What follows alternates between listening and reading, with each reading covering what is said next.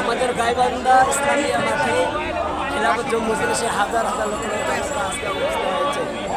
আশা করি ইনশাআল্লাহ আমাদের আগামীতে দেশ ইসলামে চলবে হাজার জনতা। হে আল্লাহ, আপনি আমাদের মেহনত কবুল করে দেন। আগামীতে এমন শাসন ব্যবস্থা করে দেন যে শাসনের মাধ্যমে সবাই ন্যায় বিচার পেয়ে যায়, সালেমের জুলুম শেষ হয়ে যায়। ইনশাআল্লাহ আশা করি আমরা ভালো বিচার পাবো।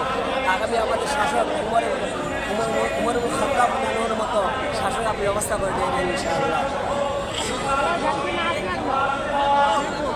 গাইবান্ধা ইসলামিয়া মাঠ হাই স্কুল মাঠে আজকে আয়োজন।